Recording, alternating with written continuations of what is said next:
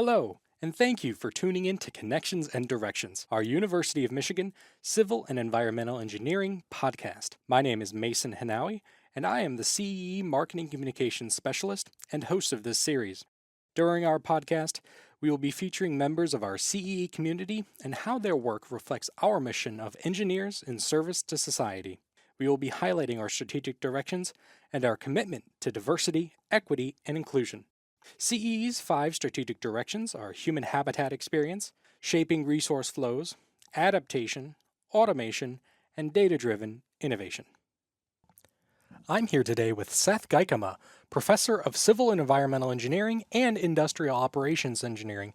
Thank you for joining us today. Thank you for having me. Can you share with our listeners some details about your research areas and how they align with our strategic directions and our mission of engineers in service to society? Yes, thank you. So my research is broad and interdisciplinary. I do risk and resilience analysis is kind of the core of what I do, and that gets applied to lots of different things. A lot of what I do deals with natural hazards impacting communities. So part of it is impacts of hazards on infrastructure, particularly power, water, communications, transportation. But increasingly getting into how communities experience those disruptions and looking at crossover work with urban planning, particularly looking at access to essential services after disasters and after hazards.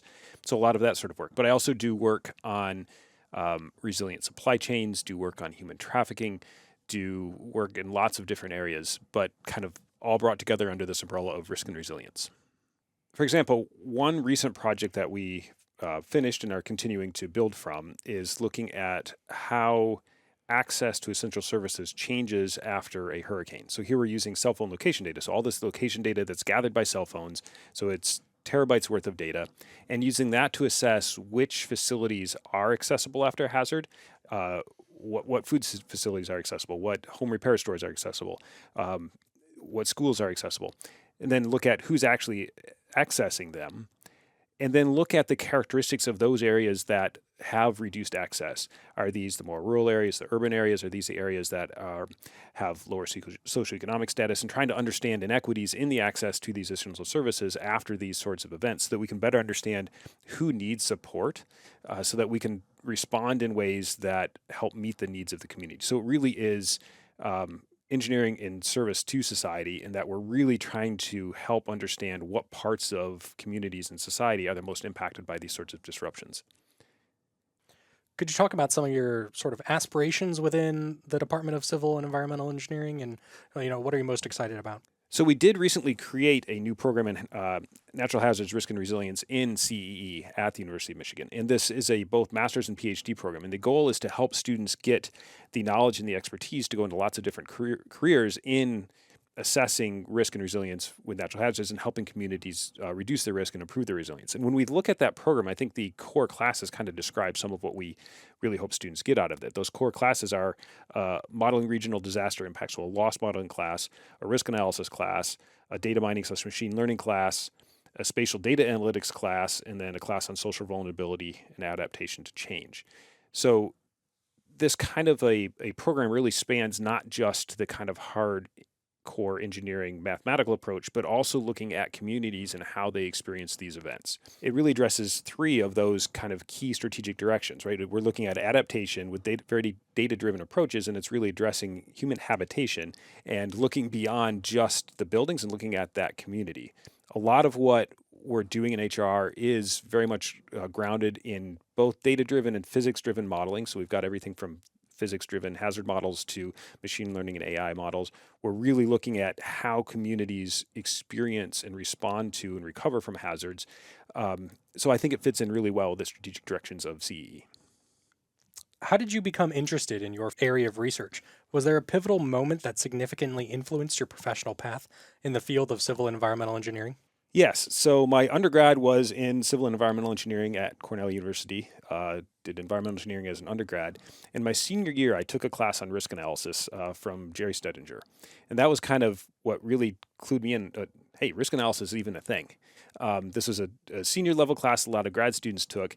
And it just really clicked. And that was what really got me interested in thinking about what a career in risk analysis would look like. In 1998, I had the opportunity to spend a year in New Zealand as a Fulbright scholar. I was at the University of Canterbury in their equivalent of civil and environmental engineering. They've changed the name since then. Now it's civil and natural resources engineering. And I did a master's thesis, and I worked with the New Zealand Department of Conservation, which is their federal agency that oversees conservation, parks, things like that. And what we did was developed a quantitative decision support tool, for lack of a better term, to help them figure out kind of what projects to do in a given year. How do they value across all these different things? Because they had objectives spanning from enable access for outdoor recreation to historic and cultural preservation to ecological preservation. How do you balance those trade-offs in a way that is more explicit and more open than the kind of managerial experience approach they had been using? So it was really insightful for me because I got to work very closely with this federal agency in another country, in another culture, and work really closely with the actual decision makers and the stakeholders and understand how they looked at this. And that kind of carried over to a lot of my research, in that we don't get to just sit in our offices and do things. We actually, at least when we're dealing with hazards and communities, we actually have to understand what's important to the community, what's important to the stakeholders, and talk to them.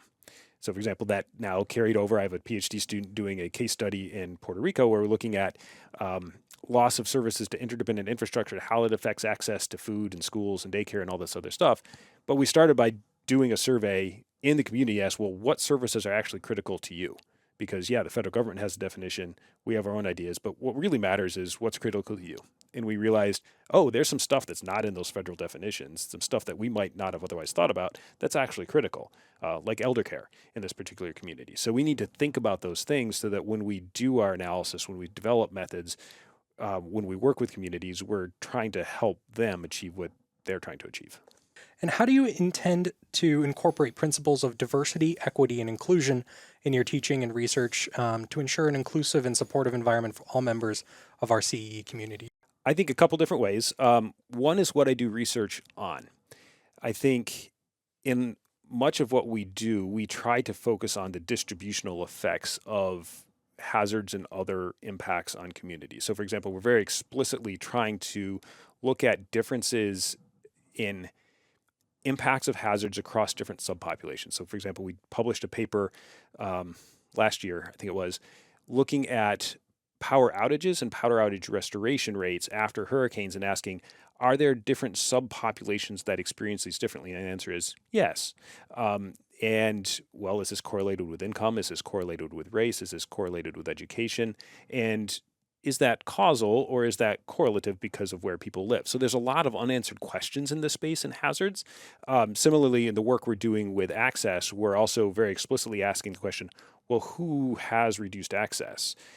Is it the people who have the resources that are more able to deal with that? Or is it the people who don't have a car and are more reliant on public transit, which is now shut down and it's further away to get to a grocery store?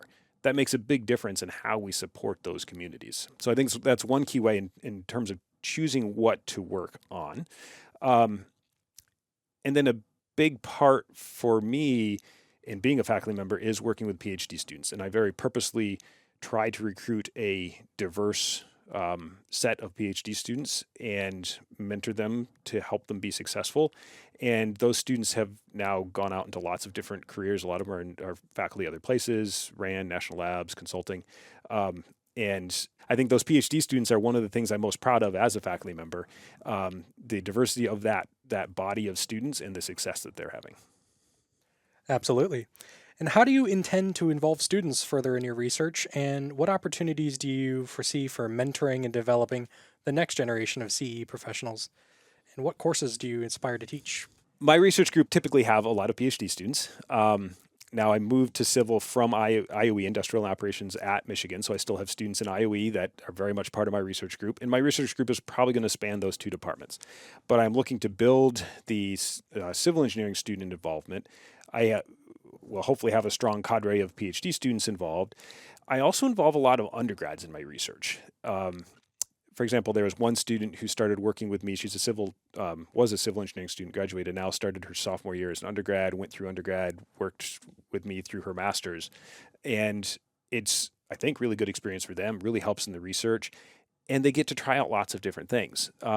So I am looking to add undergrads and master's students to my research group, and I will be sending out some ads for that shortly. So if you're a student listening to this, look for ads. But yes, I very much like to have a sizable research group of a diverse set of students with different perspectives. And I pull in students from outside engineering too sometimes, because a lot of the problems we address aren't just engineering problems. So far in your career, what accomplishments are you most proud of? And how do these successes shape your goals when talking about you moving to civil and environmental engineering? So I think one thing that I'm most proud of is, I mentioned this earlier, but my PhD students and what they've achieved, where they've gone on to, the success they're having, but also the contributions they've made through their research. Really deep intellectual contributions, but also contributions that matter in practice. To me, that's the sweet spot for PhD research. So that's one thing. I'm also very involved in the Society for Risk Analysis. I was the president of SRA in 2020. A pandemic's not a great time to be a society professional or president, particularly of SRA, and have had a lot of other service roles in SRA. And I'm proud of that. I have had the chance to help SRA in that way, and will continue to be involved in SRA and other societies. So yeah, I think those are two things that I'm particularly proud of. Well, thank you so much for speaking with me today. Well, thank you for having me.